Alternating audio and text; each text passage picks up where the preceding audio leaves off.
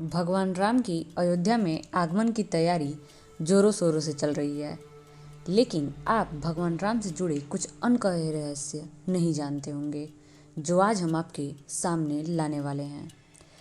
आपने सीरियल और फिल्मों में रामायण देखी होगी, जिससे कि आप श्री राम के बारे में हर कहानी जानते भी होंगे। लेकिन क्या आप यह जानते हैं कि राम, जो कि विष्णु के 7वें अवतार थे, उनको धरती पर क्यों जन्म लेना पड़ा? क्यों वो अयोध्या नगरी में ही जन्मे? आखिर क्यों विष्णु को राम का मर्यादा पुरुषोत्तम रूप लेकर धरती पर आना पड़ा? सच्चाई जानकर आप आश्चर्यचकित हो जाएंगे। तो श्री राम के जन्म के पीछे का सबसे बड़ा कारण थे रावण और माँ सीता।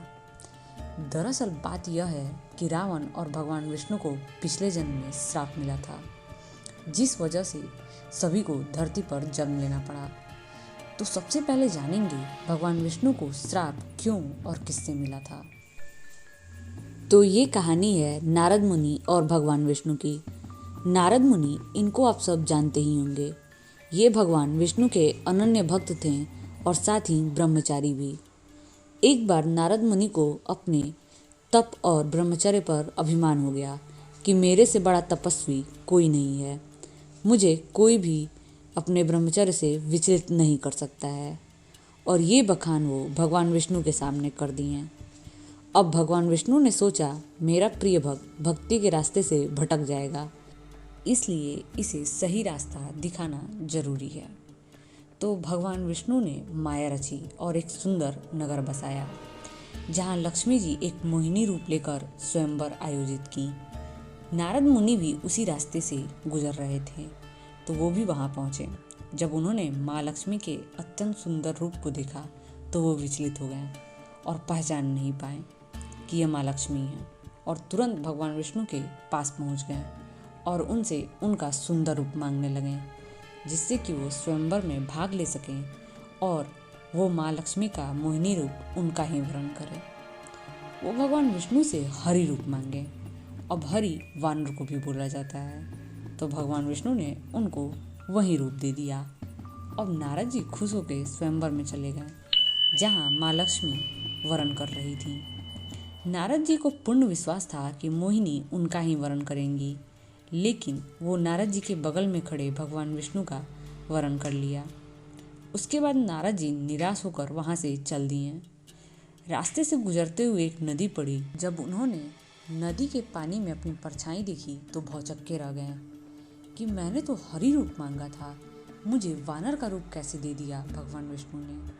और वो यह देख अति क्रोधित होकर भगवान विष्णु के पास चल दिए।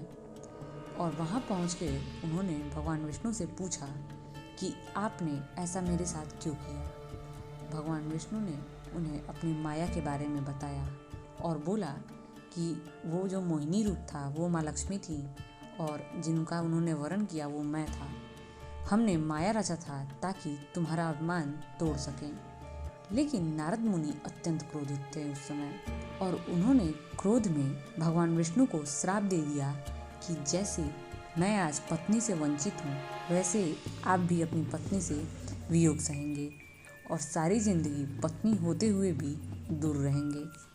इसी कारण राम जी वो माया नगरी अयोध्या में जन्मे और माँ सीता से शादी के बाद वनवास के समय दूर हो गए, और फिर अयोध्या वापस आने के बाद माँ सीता से वियोग सहना पड़ा।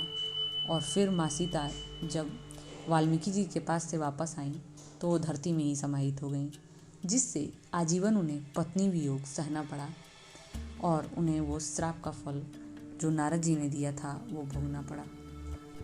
अब सवाल ये आता है कि रावण के किस श्राप से संबंध था भगवान विष्णु के जन्म का। तो आपको हम बता दें कि रावण इस धरती पर आया ही था भगवान राम से वीरगति पाने के लिए। असल में रावण कोई राक्षस नहीं था, बल्कि पिछले जन्म में श्री राम का अनन्य भक्त था। आपको पता ही होगा कि रावण का एक भाई कुंभकर्ण भी था। तो रावण और कुंभकर्ण दोनों ही पिछले जन्म में भगवान विष्णु के भक्त थे, जो एक श्राप के कारण धरती पर जन्म लिए। ये कहानी तब की है जब ब्रह्मा जी ने सनत कुमारों को उत्पन्न किया। ये सनत कुमार 4 बालक थे जो भगवान विष्णु के भक्त थे।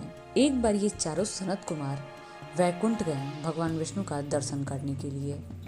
वैकुंठ के दरवाजे पर जय और विजय, जो भगवान विष्णु के द्वारपाल थे, वो पहरेदारी कर रहे थे। सनत कुमार जब अंदर जाने का प्रयास किए तो जय और विजय ने उन्हें रोक लिया और बच्चा समझ उनका उपहास उड़ाने लगे, जिससे सनत कुमार क्रोधित हो गए और जय विजय को श्राप दे दिया कि तुम दोनों धरती पर बार बार जन्म लोगे और वैकुंठ से दूर हो जाओगे। अब जय और विजय को अपनी गलती का पश्चाताप हुआ और वो सनत कुमार से माफ़ी मांगने लगे कि हमें भगवान विष्णु से दूर मत कीजिए। तब सनत कुमारों ने उन्हें बोला कि अगर तुम राक्षस रूप में जन्म लेते हो तो 3 बार ही जन्म लेना होगा, जिसमें तुम दोनों की गति भगवान विष्णु के द्वारा होगी, जबकि अगर साधारण जन्म लेते हो तो तुम्हें 12 बार जन्म लेना पड़ेगा। जय और विजय 3 जन्म राक्षस होने के लिए सहमत हो गए ताकि उनकी मृत्यु साधारण ना होके भगवान विष्णु के हाथ हो। जिसके बाद जय और विजय ने धरती पर जन्म लिया, जिसमें पहला जन्म हिरण्याक्ष और हिरण्यकश्यपु के रूप में लिया, जिनका वध वराह और नरसिंह अवतार लेकर भगवान विष्णु ने उनका किया। फिर दूसरा जन्म रावण और कुंभकर्ण के रूप में लिया, जिनका वध श्री राम के हाथों हुआ। और तीसरा जन्म शिशुपाल और दंतवक्र के रूप में लिया, जिनका श्री कृष्ण के हाथों मृत्यु हुआ। तो यही दोनों श्राप के कारण श्री राम ने अयोध्या की धरती पर जन्म लिया और 22 जनवरी को फिर से श्री राम अयोध्या अपने घर आ रहे हैं। तो सभी मिलकर उनका स्वागत करते हैं ताकि बुराई पर अच्छाई की फिर से जीत हो। जय श्री राम।